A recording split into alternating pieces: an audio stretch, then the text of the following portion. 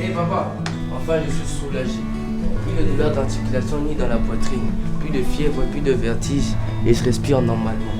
C'est quoi ton secret? Oh mon fils, j'ai beaucoup souffert à cause de ton état de santé inconfortable dû à cette maladie appelée anémie SS. Grâce au centre de recherche scientifique hospitalier NIECA et de son produit BET, ton état de santé s'est amélioré et ton tout dernier examen de l'électrophorèse montrait AA au lieu de SS. BET SS, c'est un produit rénovateur des cellules sanguines falciformes et très efficace dans les traitements de l'anémie SS. J'ai une santé de fer. Peut-on vraiment guérir de l'anémie SS? Comment attrape-t-on l'anémie SS? Le centre hospitalier de recherche scientifique NIECA, situé sur l'avenue Kisangani numéro 8 dans la commune de Ngaba, référence maison communale de Ngaba, vous attend à bras ouverts et bienvenue à tous pour des solutions efficaces. Bonjour peuple congolais, bonjour bandeko nyonso balandaka biso na nzela ya plateau na biso ya Rimer de Kinshasa Sanga Congo.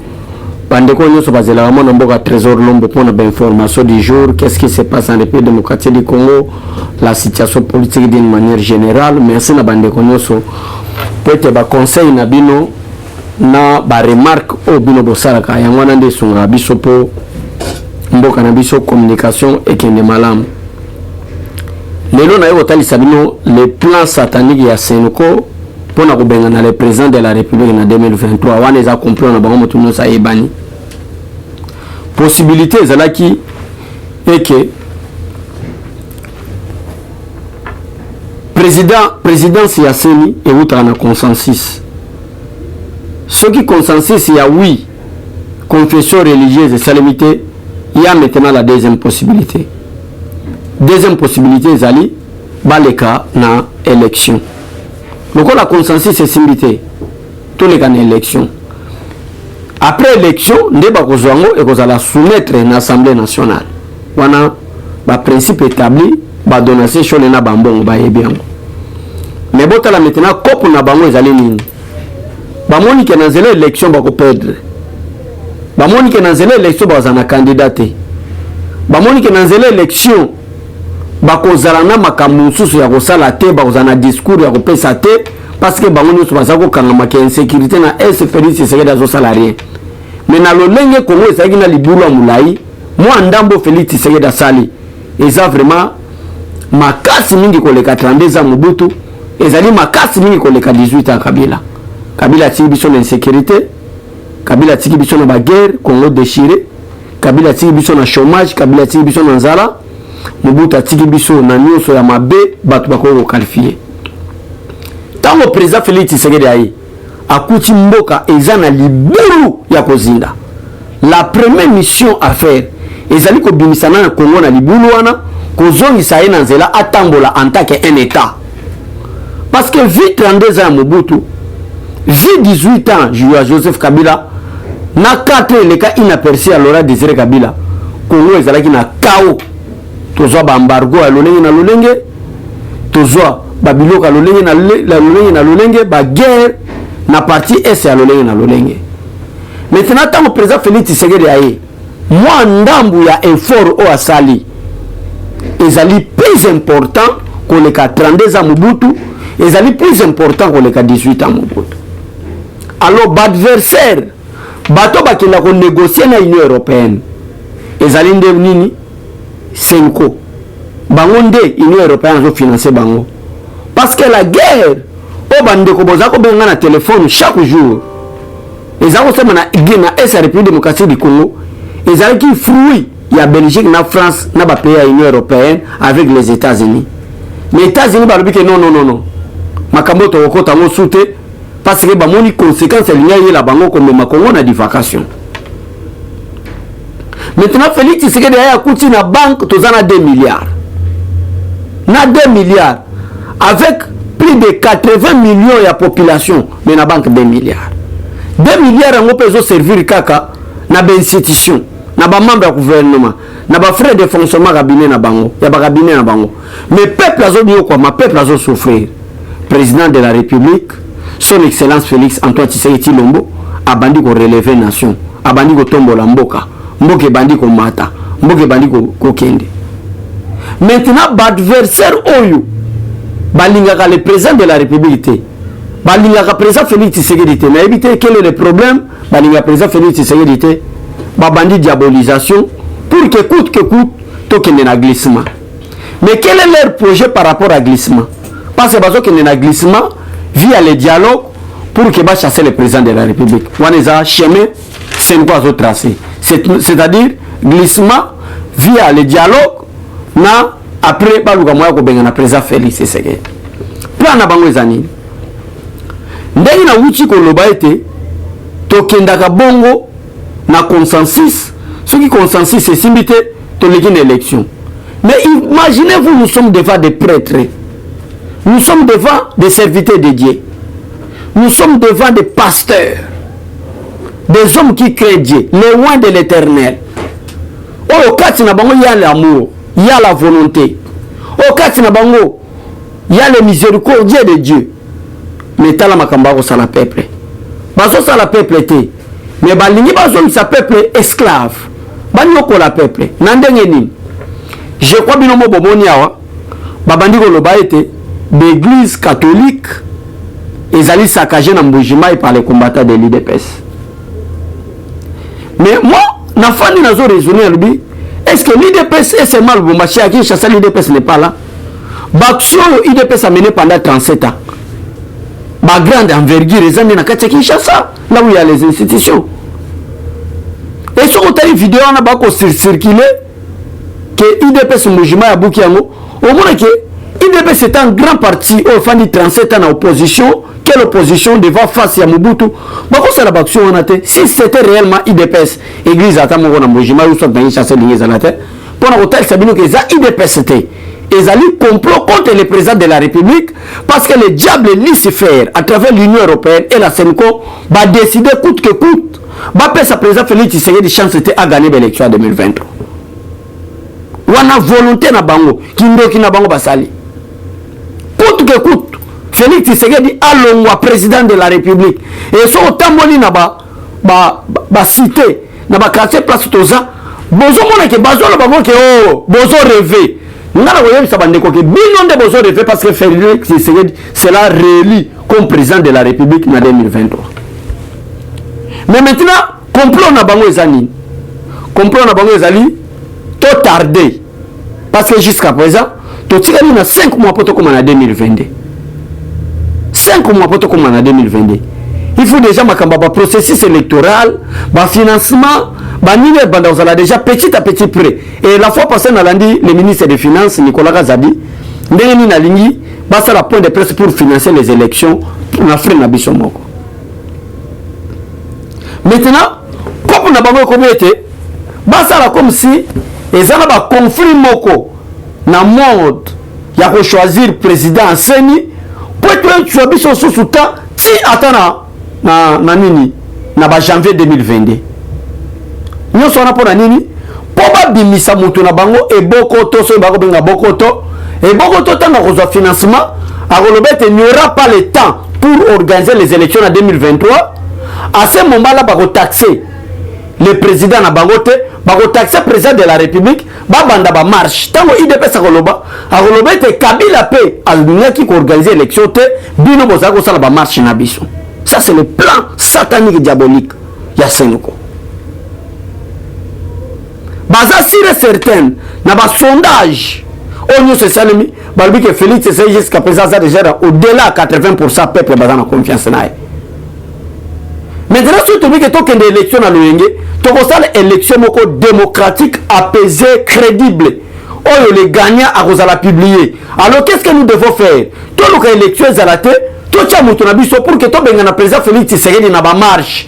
Pour que, raison à Bango Barodjembela, il n'a pas voulu organiser les élections. Bota la maille les mabé. Bota la maille les mabé. Ou soit, tu Luka. Parce que moi, je suis robima. Moi, je suis diabolisation basali.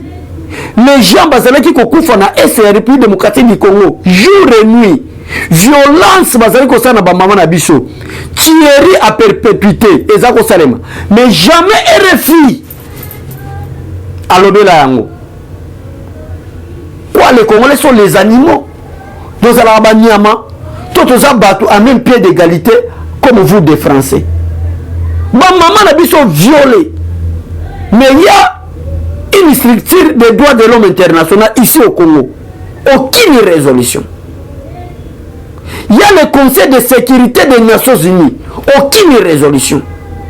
Mais comment de nos mamans ont été violées par des rebelles, par des terroristes, en présence de la MONUSCO, en présence de la communauté internationale, en présence de différentes structures des droits de l'homme international.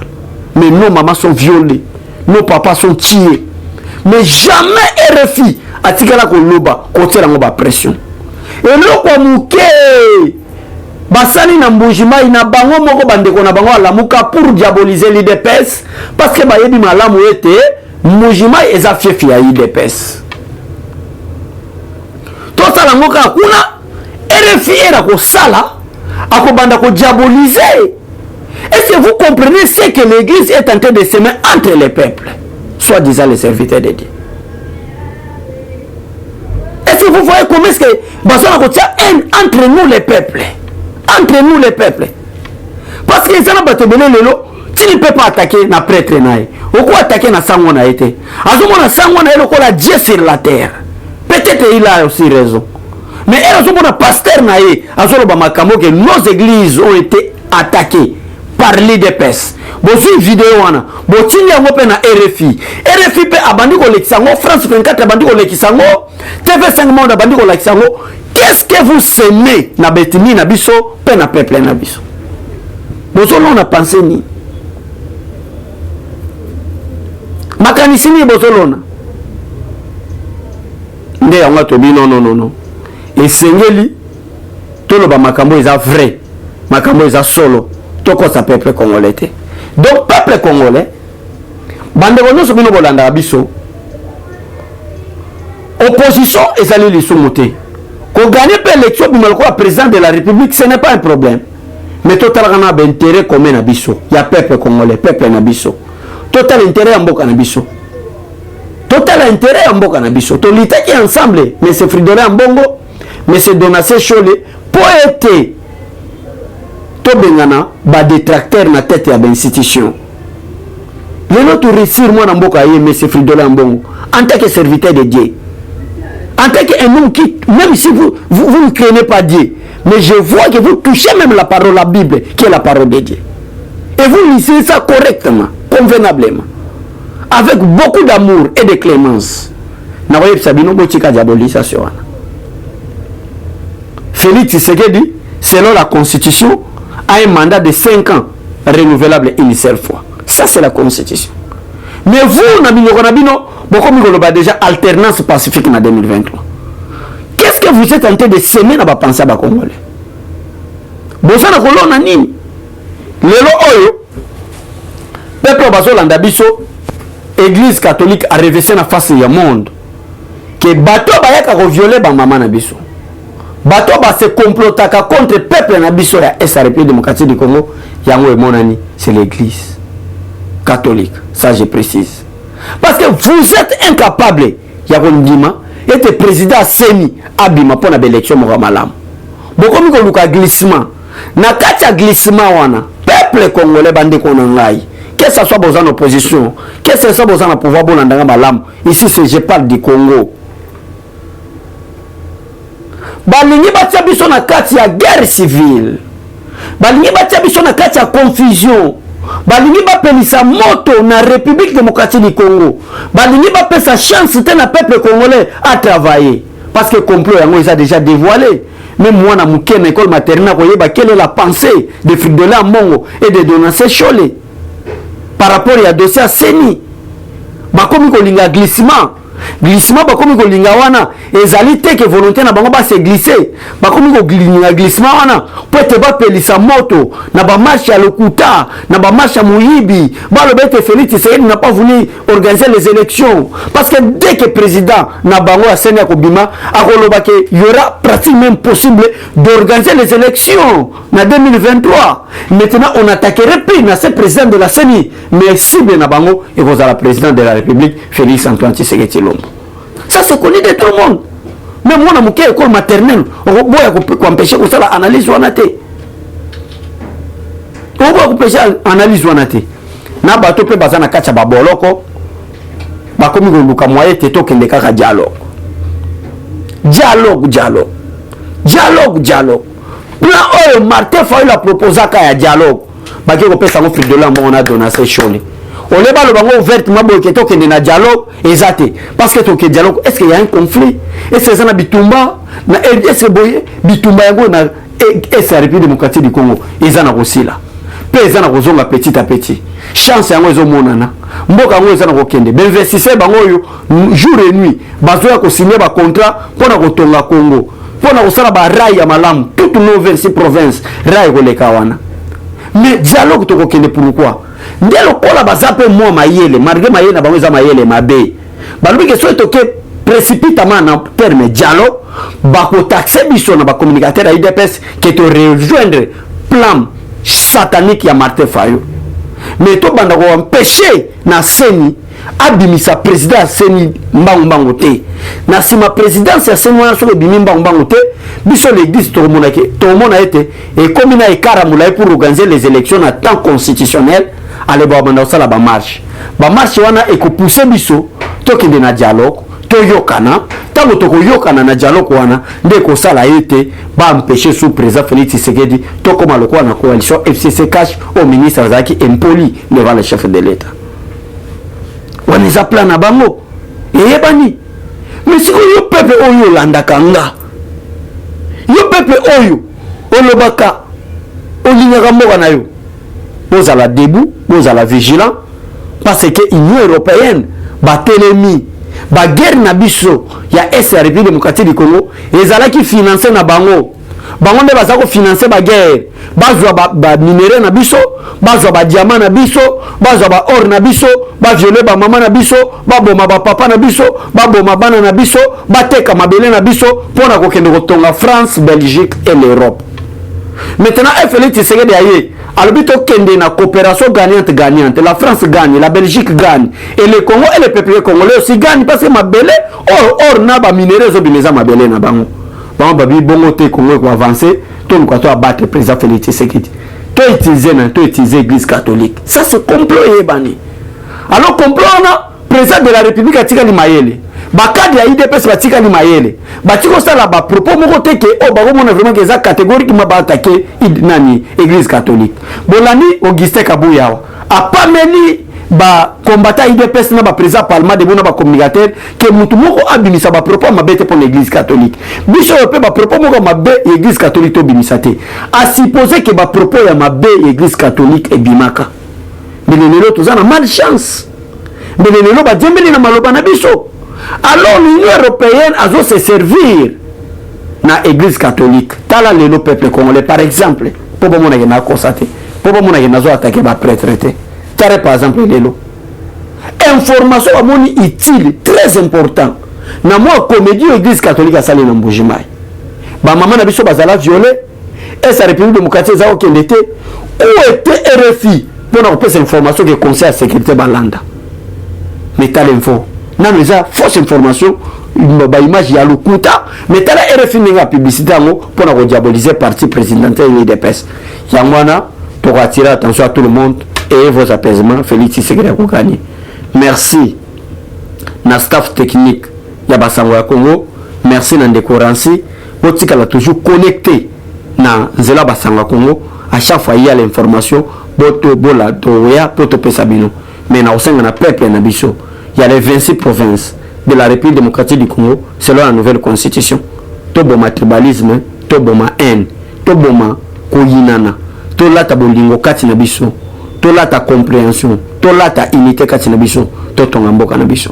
Mais si tozana koyinana na biso, tokoboma na biso na biso, tozopesa avantage na Union européenne pour na balkaniser la République, ko déstabiliser les institutions, ko ngetikala na kao. Yona ngande tokozala ba perdant. Parce que en dehors de Congo, toi n'amboka musosote. L'amour est surpassé par besoin de bisonios. Botikala malam. Merci beaucoup na banderonos ba soutien. Le roi Mabi, Mamé Élysée, Prudence Mumbo, Jacqueline Lungu, banderonos balanda biso, vous allez connecter. À la prochaine et merci beaucoup.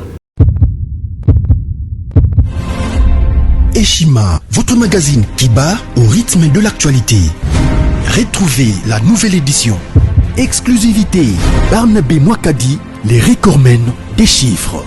Jamais la forte mobilisation des recettes et les performances de la Direction Générale des Impôts n'ont défrayé la chronique comme c'est le cas maintenant. Des exploits jamais réalisés sont atteints depuis la nomination du nouveau directeur général Barnabé Mwakadi Mwamba. Classé meilleur élève par l'inspection générale des finances en mobilisant 1100 milliards de francs congolais pour le mois d'avril, le directeur général Barnabé Mwakadi a sorti les grands jeux en mettant en pratique ses 27 ans de carrière au sein de la DGI. Il connaît les secrets des chiffres. En un an, plusieurs avancées sont réalisées. La traçabilité de recettes grâce à la numérisation et la digitalisation de la procédure des déclarations et paiements d'impôts, l'amélioration, les renforcements de capacités humaines et institutionnelles, la lutte contre la fraude fiscale. Le directeur général de la DGI, Barnabé Mwakadi Mwamba, veut répondre au mieux à la vision du chef de l'État Félix Tshisekedi grâce à une gestion orthodoxe. Focus, José Mpanda, blanc comme neige. Interpellé par l'Assemblée nationale, le ministre de la Recherche scientifique et innovation technologique a réussi à démontrer le réel problème de l'observatoire volcanique de Goma, mais également la nécessité pour l'exécutif et l'autorité budgétaire d'accorder à la recherche scientifique la place qu'elle mérite sur le plan budgétaire. Parité de Joseph Kasavubu à Félix Tshisekedi, les premières dames et les rôles prépondérants. Nation, Bukanga Lonzo, quelle suite après les refus de la levée d'immunité du Sénat? Enquête, l'Office congolais des contrôles se perd dans sa mission. Et Shima revient sur l'histoire des leaders africains assassinés, les forces et faiblesses de la RDC dans ses relations internationales. Culture, rituels et coutumes des Bashi. Retrouvez l'intégralité du magazine Eshima dans les kiosques. Eshima Magazine, un nouveau standard d'information.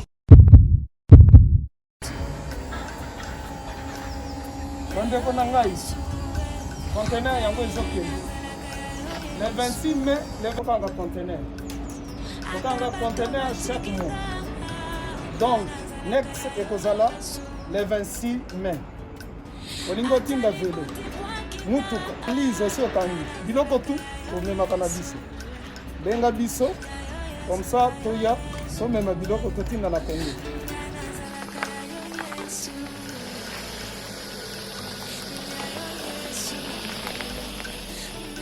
Bandeko kari yango oyo touti kozongo ezokende Kinshasa.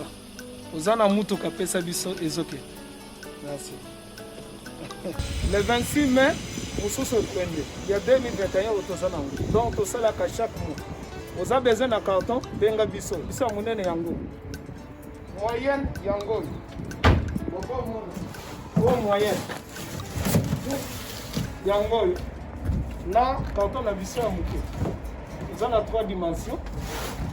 Onyo solingo tinda benga biso tozozwa ba vélo, tozozwa ba valise, mituka tozozwa. Donc eloko tout tozomema na Kinshasa. Merci beaucoup. Mutuka, vélo, salon, biloko ndako, biloko tout tozomema. Donc vous hésitez que bobenga biso tozala na pona